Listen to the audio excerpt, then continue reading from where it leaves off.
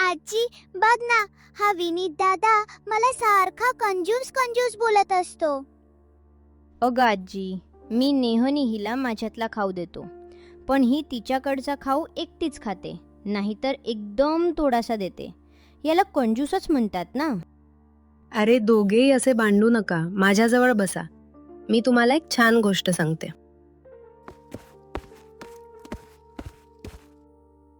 मुलांनो, आज तुम्हाला एका अशा माणसाची गोष्ट सांगते ज्याच्या समोशाच्या सुगंधाने अख्खं गाव वेडं झालं होतं.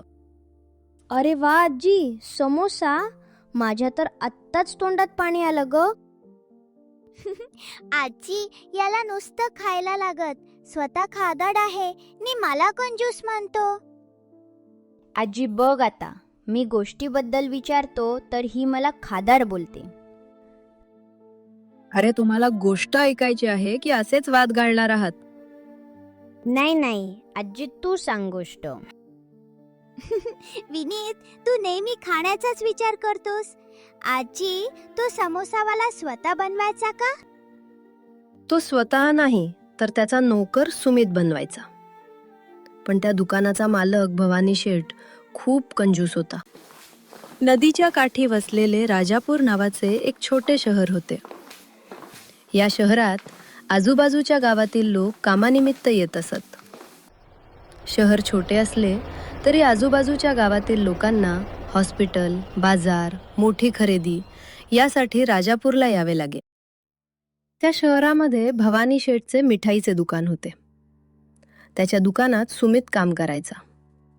सुमित अतिशय प्रामाणिक व कष्टाळू होता. पण भवानी शेठ मात्र कंजूस.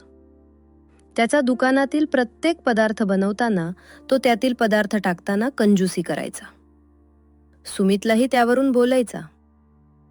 सुमितला यामुळे ग्राहकांचे बोलणेही ऐकावे लागे. सुमित बिचारा मान खाली घालून सर्व सहन करायचा. ए सुमित, किती वेळा सांगितलंय समोशात बटाटा कमी भरत जा. माझ्या बापाची पेंड आहे का तिथे? पण शेठ, बटाटा कमी भरला तर ग्राहक ओरडतात. समोसा पोकळ वाटतो. ग्राहकांना नाराज करून कसे चालेल शेठ? ते खुश झाले पाहिजेत. ते ग्राहक काही राजा नाहीत. चटणीत जास्त पाणी मिसळ म्हणजे ती जास्त वेळ टिकेल, समजलं?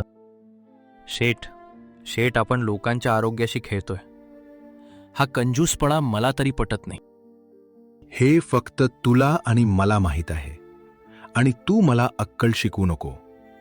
या शहरात माझ्या दुकानातला समोसा सर्वांत प्रसिद्ध आहे. तेवढ्यात एक जण तिथे येतो.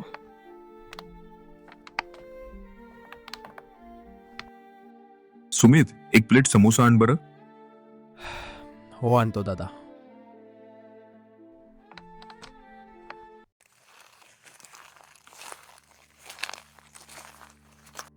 हा घ्या दादा, एक प्लेट समोसा. अरे सुमित, मला थोडी एक्स्ट्रा चटणी दे ना. लगेच देतो दादा. अहो रावसाहेब, तुम्ही फक्त एक प्लेट समोसा घेतला आणि त्यात पण तुम्हाला एक्स्ट्रा चटणी हवी. एक्स्ट्रा चटणीचे 10 रुपये जास्त द्यावे लागतील. सुमित, तू तर माझा धंदा बुडून राहणार. त्यांनी चटणी मागितली आणि तू लगेच दयायला निघालास. चूक झाली मालक, पुन्हा असे नाही होणार. तुमचे असे गिरायकांशी उर्मट बोलले चांगले नाही. नसेल चटणी द्यायची तर तसे नीट सांगा. हो, मला माहीत आहे गिऱ्हाईकांशी कसे बोलायचे. गेली 10 वर्ष मी हा व्यवसाय करतोय. सुमित काका, मला एक समोसा द्या. देतो हा लगेच. सुमित घाईने मुलाला समोसा द्यायला निघाला. आणि अरे हे काय झाले? सुमितच्या हातातून प्लेट निसटली व खाली पडली. हे पाहून भवानी शेठ खूप भडकला. सुमित, तुला कोणतेच काम नीट करता येत नाही का? माझ्या एका प्लेटच्या पैशाचं नुकसान केले. याचे पैसे मी तुझ्या पगारातून कापून घेईल. तू तर कामावर ठेवण्याच्या सुद्धा लायक नाहीस. बिचास सुमित मान खाली घालून मालकाचं बोलणे ऐकत राहिला. सुमित अत्यंत निराश होऊनच घरी परतला. त्याची पत्नी कविता हिला सुमितच्या बाबतीत काहीतरी चुकीचं घडले आहे हे सुमितकडे बघूनच समजले. तिनं सुमितला विचारले, अहो काय झालंय? तुम्ही आज असे नाराज का दिसता? कविता, आज त्या भवानी शेठने सगळ्यांसमोर माझा अपमान केला. त्याचा तो कंजूसपणा आता सहन होत नाही. नक्की काय झाले ते मला सांगा. सुमितने आज दिवसभरात घडलेल्या सर्व घटना कविताला सांगितल्या. अहो नका रडू. त्या खडूस मालकाची नोकरी सोडण्याची हीच योग्य वेळ आहे. पण नोकरी सोडली तर आपल्या घरचा खर्च कसा चालणार? आपल्याकडे भांडवल कुठे आहे? तुम्ही मला जे खर्चाला पैसे देता त्यातून मी काही पैशांची बचत करत होती. ती रक्कम मोजली तर 8-10 हजार रुपये होतील. कमी पडली तर तुमच्या मित्रांकडून काही मदत मिळते का पाहू. या पैशांनी काय करावे असे तुला वाटते? आपण स्वतःची छोटी समोसाची गाडी सुरू करूया. तुमच्या हाताला चव आहे. आपण नक्की यशस्वी होऊ. मला हे जमेल असे तुला वाटते का? हो, नक्की जमेल. आणि मी आहे ना तुम्हाला मदत करायला. कविता, तुझ्या बोलण्याने मला नवीन ऊर्जा मिळाली. मी आत्ताच कामाला लागतो. देव आपल्याला नक्की यश देईल. मुलांनो, मला सांगा बरं, सुमितने भवानी शेठची नोकरी सोडून स्वतःचा धंदा सुरू करायचा निर्णय घेतला हे योग्य होतं का? हो आजी, स्वाभिमानाने जगणं कधीही चांगलंच ना. पण आजी, भवानी शेठ त्याला सहज गाडी चालू देईल का? तो नक्कीच काहीतरी गडबड करणार. तेच तर पाहायचंय. सुमितनं गाडी तर सुरू केली, पण सुरुवातीला एक मोठी अडचण आली. सुमित न थांबता कामाला लागला. गाडी शोधली, सामान गोळा केले, समोस्यासाठी लागणारे पदार्थ, गाडी सुरू करण्यासाठी परवानगी, अशी अनेक कामं त्यानं केली. 15 दिवसाच्या अथक परिश्रमानंतर सुमितचा व्यवसाय सुरू झाला. लोक सुमितकडे समोसा खायला येऊ लागले. अरे वा, सुमित नवीन गाडी सुरू केली. हो काका, या माझ्या समोस्याची चव घ्या. मला 1 प्लेट समोसा दे बरं. अरे सुमित, मला पण 1 प्लेट समोसा दे. सुमितने दोघांनाही गरमागरम समोसा दिला. काय रे सुमित, तू तर म्हणत होतास की समोसा खाऊन तुम्ही खुश व्हाल. काय झाले काका? काही चुकले का? सुमित, समोसा तर छान आहे, पण या चटणीला काही चवच नाही रे.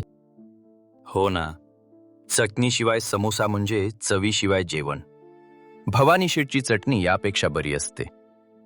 काका, काही चुकले असेल तर माफ करा. आजचा माझा पहिला दिवस आहे. उद्या नक्की तुम्हाला समोस्यासोबत चांगली चटणी खाऊ घालेल.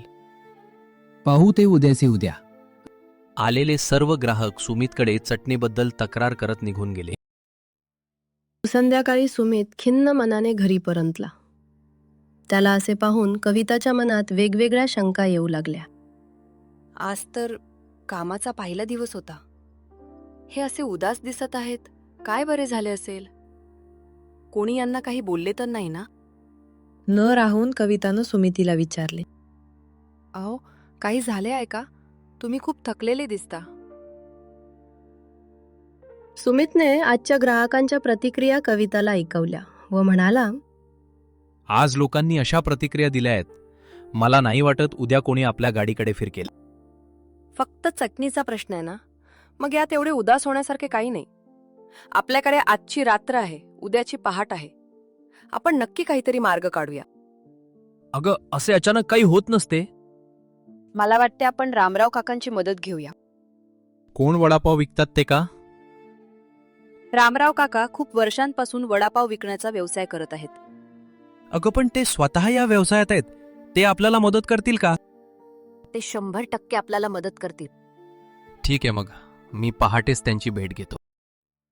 सुमित पहाटे लवकरच रामराव काकांच्या घरी पोचला.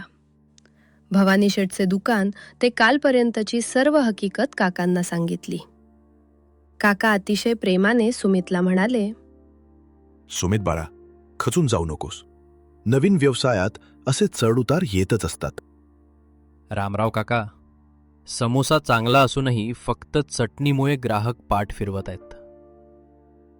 अरे काळजी नको करू, मी तुला माझी खास गोड चिंचेची गुप्त रेसिपी सांगतो. ती वापरून बघ.